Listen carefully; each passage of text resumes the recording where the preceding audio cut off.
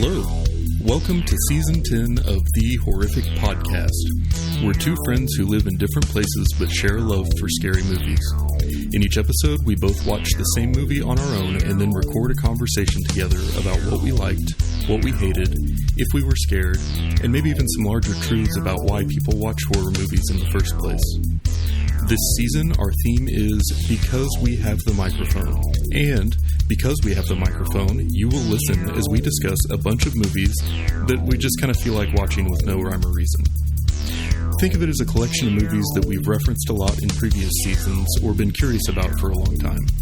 Thanks for joining us, and we hope you enjoy the episode. So like I mentioned on last week's episode, I realize Nightcrawler is not technically a horror movie, and it is not categorized that way anywhere. But I've probably referenced it at least 5 times a season since we started this podcast. So I felt a little bit like for season 10, it was time to put up or shut up. And that's why I thought we should do this movie. Yeah, I would go on record, I guess that's what I'm doing, saying that this is more of a horror film than 25% of the films that we've watched for our horror podcast.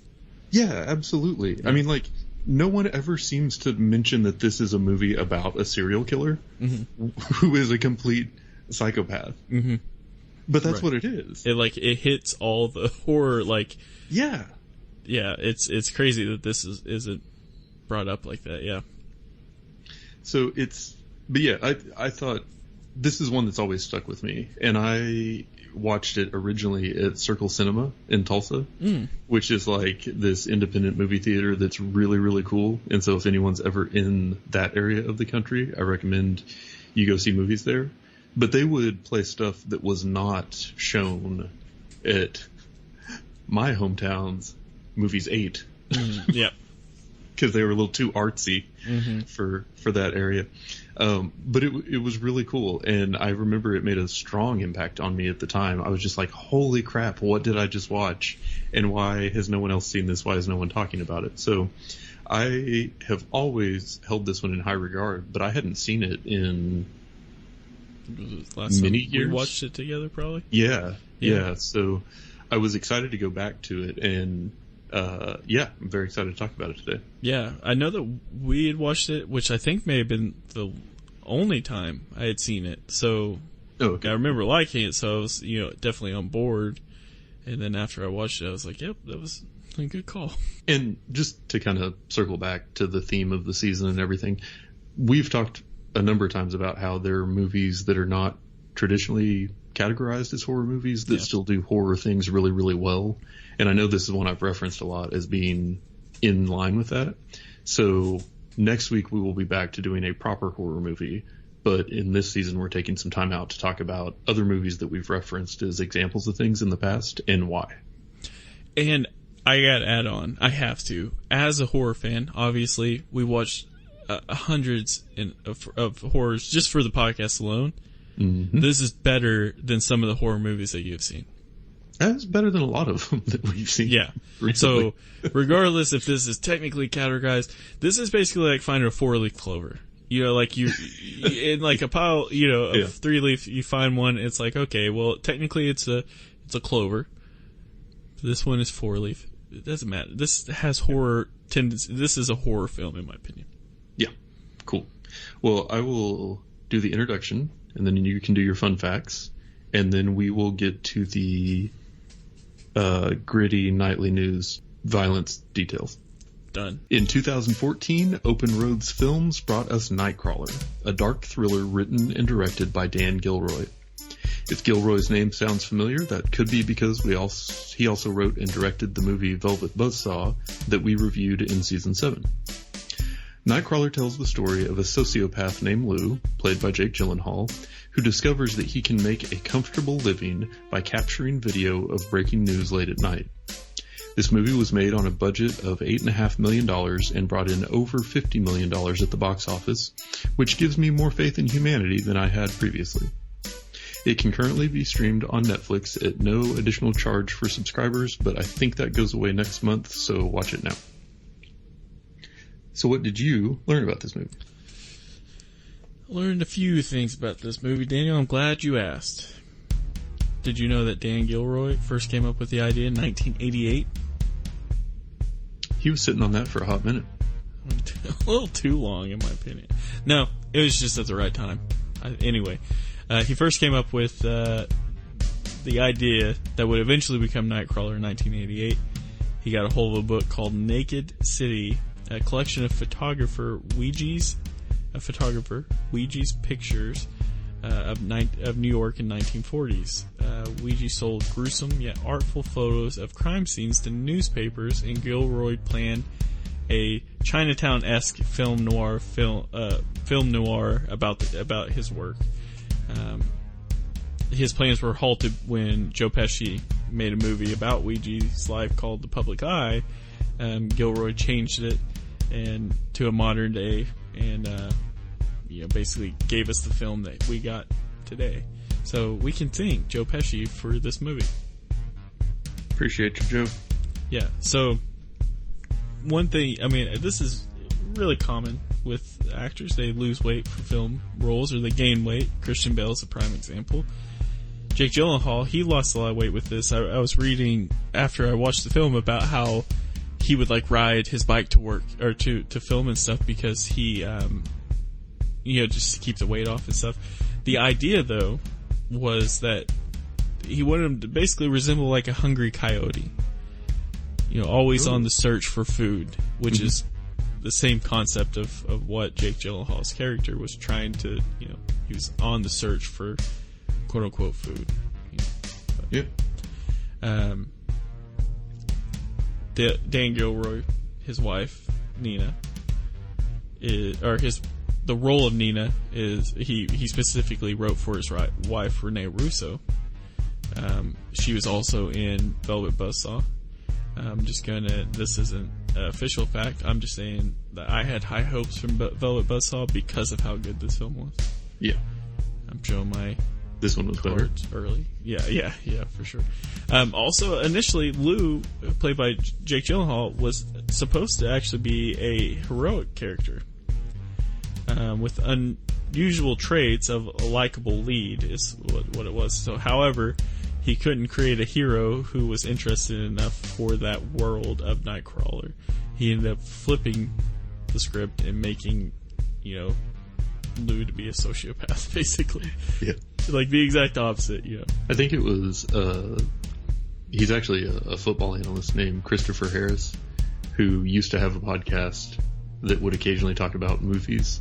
And this was one he talked about, and I think he summed it up by saying creepy Jake Gyllenhaal is best Jake Gyllenhaal. Yeah. And that's 1,000% true. And so I'm really glad that was what this role leaned into. Right. Yeah. So this last fact that I have, initially they were going to give Lou a backstory to explain like how he became the person he is and be presented more as a victim. Thankfully, Gilroy decided that it would be more interesting and unsettling for Lou to not have any backstory, which I want to get into with this podcast. But his past is completely unknown. He just drifts onto the scene like a force of nature and basically stays throughout the whole thing. That's the other last official fact. Lou, Jake Gyllenhaal's character, is in every single scene in this film. Interesting. Yeah, I hadn't stopped to think about that, but it's true. Yeah. So those are the facts that I have for Nightcrawler.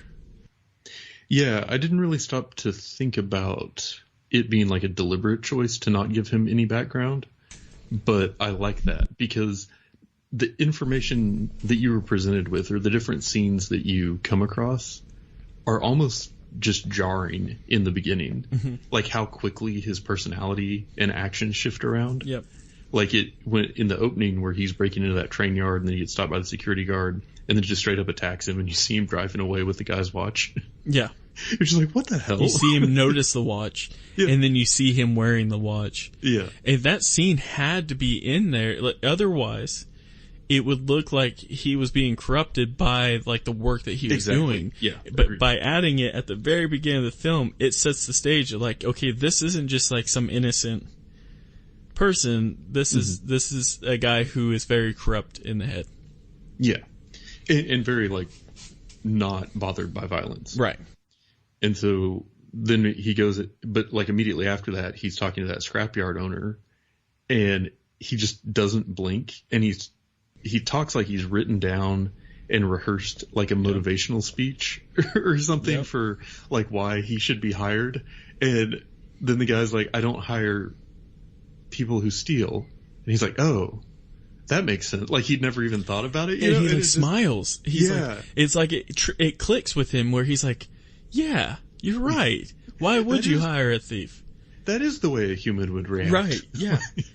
that's when you, and that's what within the first 10 minutes, maybe 15, you're not like, that's what you get for, so it sets the stage from very get go. This is a very messed up guy.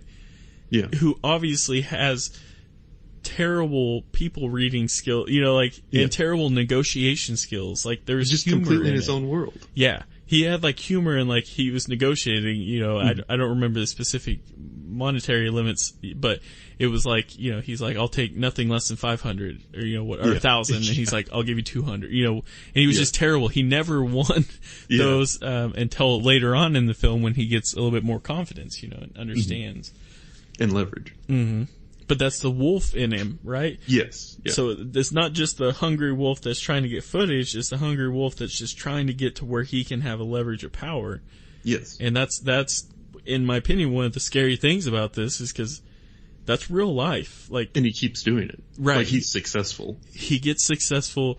Like he's like one of those TV, Channel 3 preacher televangelist that's it's all scripted that's in my opinion the same concept, and it's just like he's scripted, he knows what he wants, he knows what he's gonna get there, and then once he gets there it goes full throttle. and then as soon as he has any amount of leverage or bargaining power, he's working it over the top. Just maximizing every bit of it. And then when he found a way to sort of increase that through, sort of like shady or darker means, he's just like, oh yeah, like gruesomeness sells? Cool. Right. I can find that. And I can even create more when it's convenient. Yeah. I mean, he's smart about it, Yeah. He realizes what he can get for it. Yeah. So like taking a step back from him as a character, which I feel like was the biggest thing that like carried this whole movie and made it great. There are a lot of little things that I like too, like just the filming of it. And it felt like the whole thing was shot really dark, but like on purpose. Mm-hmm. And so it had, all of like very cool colors and like artificial light. Like it felt like a very blue tinted movie. And that's where I want to just point and say like, that opening scene of Drag Me to Hell where it's happening in like broad daylight in the mansion. And you're like, no, do it like this. Mm-hmm. It's scarier if you make it not feel like natural light. Mm-hmm. Like it adds such like an element of like unknown around the edges of things. And like, I felt like through the whole movie, the camera work was awesome, and it had a very consistent sort of artistic style to it that just almost amplified the mood of it the whole way through instead of working against it. Yeah, because at the start of the film, it's all just dark. You kind of like, for me, you get Nightcrawler. The idea, so what a Nightcrawler is based on the film is the people who do the filming for the night, for TV stations, right? They catch but Nightcrawler could also be, a person that loves to live through the night, so it's, at the beginning, it's all kind of dark scenes, and I just kind of thought, like, initially when I was rewatching this, like, oh man, it'd be pretty gnarly if like this whole movie was just taken at nighttime. So like his normal day is like he stays up, all night, goes to sleep during the day when everyone's out, and then goes out with like his people, kind of thing. This is when I can get out. This is how I can kind of stay hidden because he is a criminal. Just all this, and it just seemed real calculated. Yeah. Obviously, it gets out more during the day, but it's just like I like that initial just dark where it's like this is his environment. It's just dark. He has this little room that's dark. He has one little light on. Even though it has a little bit of light coming through a window, it's still dark in there. It's just, they capture the light really well with it, Yeah, for sure. And I did like sort of the progression of things with him, because you talked about how it was like the light bulb went on for him when the guy said, "I don't hire thieves." Mm-hmm. I feel like another moment like that was when Nina told him, "Think of our newscast as a woman running down the street screaming with her throat cut." That was another moment where he was like, "Oh, okay, I know what you're after." Mm-hmm. And then, it just sort of escalates from there, like from him rearranging the stuff inside the neighbor's house after the shooting to set up a better shot, to like pulling bodies into the headlights for a better shot, to actually sabotaging his rival's van so that he can cover the wreck. I mean, it was just so dark and such like a downward spiral. But it reminded me a bit of like American Psycho, where it just gets like more and more intense, and instead of someone like stopping it or stepping in, he just gets more and more money. And so it's like this escalating almost, there's nothing I can't get away with. Like, how far can I really push this? But I'm just gaining more power and influence and money by doing it that way. Yeah. Which is this like super scary thing, because by becoming darker and more evil, he is getting more like praise and accolades and like credit and stuff. And it's just this really, really weird balance. Yeah. And I think what you start to realize too, as you're watching this, is it's not just him that's unbalanced. Like, you also have like Bill Paxton's character. Like, yeah, even though he wasn't the main character and wasn't like, we weren't seeing him do the sketchy stuff, like, he still like was more about, not about saving the person, it was more about getting the footage, and it's like, so it's the same like breed of people that, Yeah, he was equally lacking in compassion for the people that he was making money off of. Yeah, and so you have, Jake Gyllenhaal's character, who's very rehearsed, very has his own method, everything like creepy, intense, character, and then he gets, his partner to help him, Rick, who is like the exact opposite. Like, he's like the voice of reason. He's the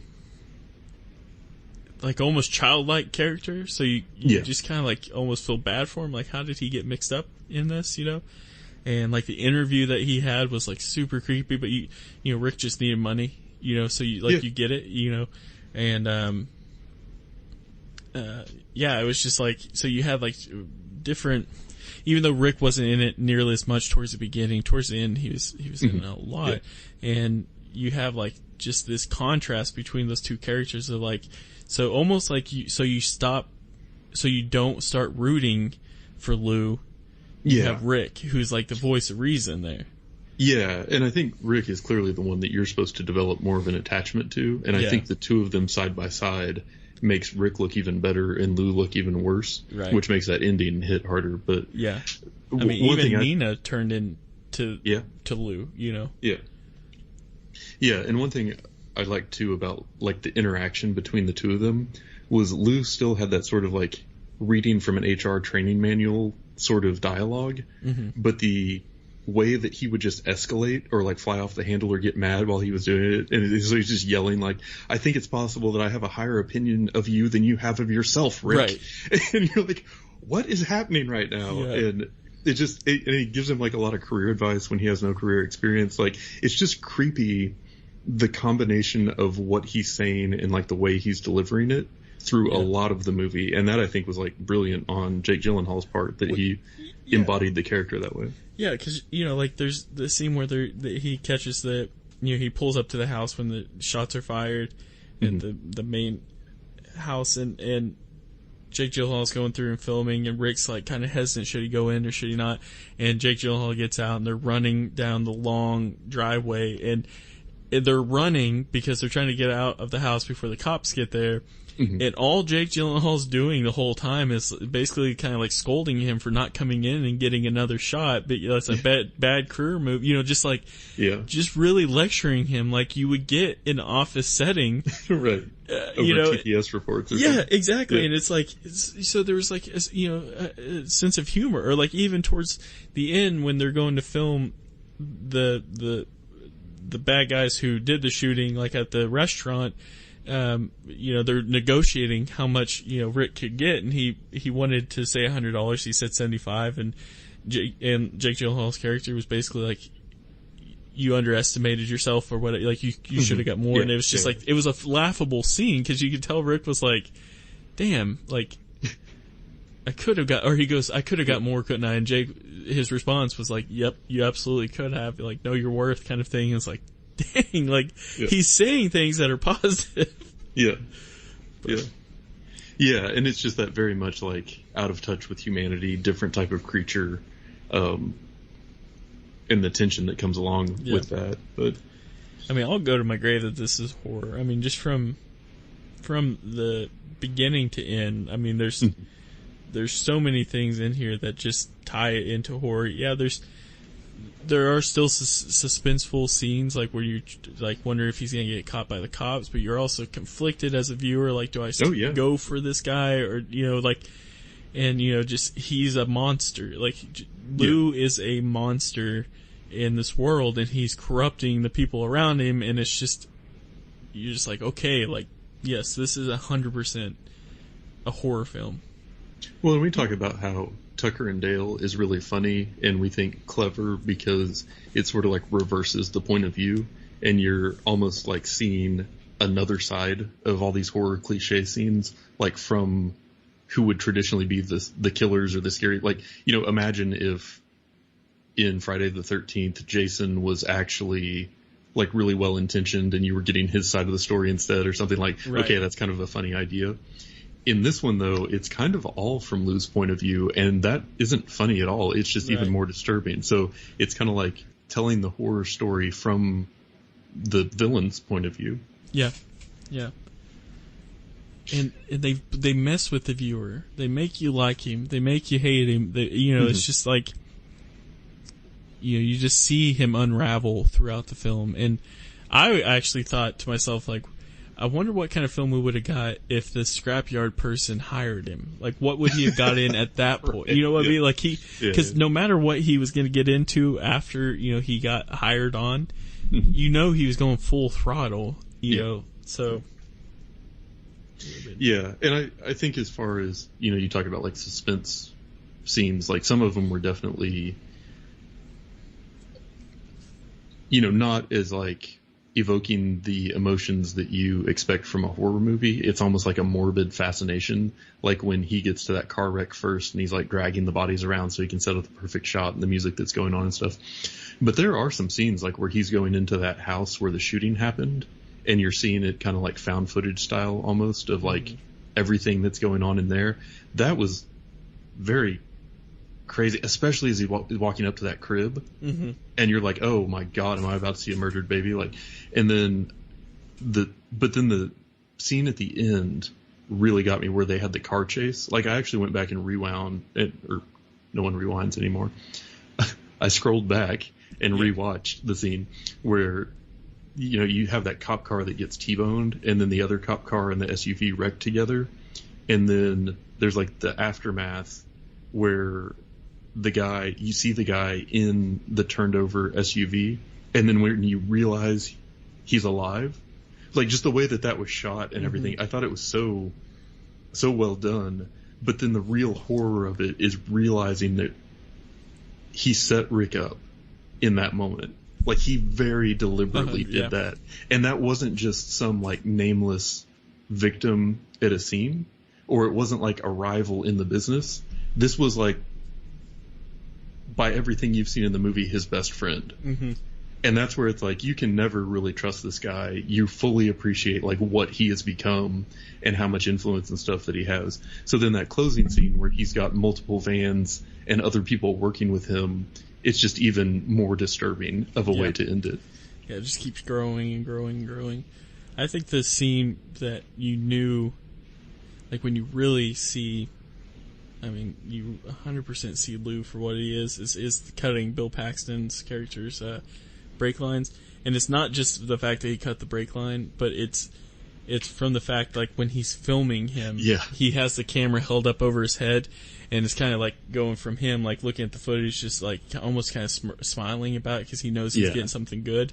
And then, just that look on Bill's face. And then the look on Bill's face, but then it cuts back to Jake Gyllenhaal, who's just staring at him, with his big eyes, and it's just like, like that's when Bill kind of spits up blood trying to talk, but like that's when like okay, like this. Well, you already know but like this is full on like psychopath. Like he is enjoying not just filming and getting the good shot, like the fact that someone who crossed him is dead. Yeah, for sure. Yeah, for sure. I thought this one held up. Like I said, obviously a big fan of it, and will watch it again. And I think that, again, while not like technically horror, I still feel like it is something that would generally be enjoyable for people who are into horror movies. Yeah. This movie even came out on October 31st. Well, there you have it. So, yeah. So that was Nightcrawler. I was excited that we finally got to do an episode on it. And next week, we will be back with a more traditional horror movie, I'd say. And somehow we have not talked about the movie Sinister. Yeah. I've still not seen it. Oh, really? Yeah, after all this time. It's always been on my list, but I'm like, I'll just watch it when we're going to do an episode on it. And now I've been putting it off for like 6 years. So that's not bad. Not bad. So I'm actually really, really excited about it. Yeah. I'm excited too. And that's it for today's episode. If you've listened this far, then thank you, and we hope you've enjoyed it. We're always looking for new ideas, so if you have any questions, comments, or movie suggestions, please send us an email at thehorrificpod@gmail.com, or feel free to comment on or message our Facebook page. Just search for The Horrific Podcast. Thanks for listening.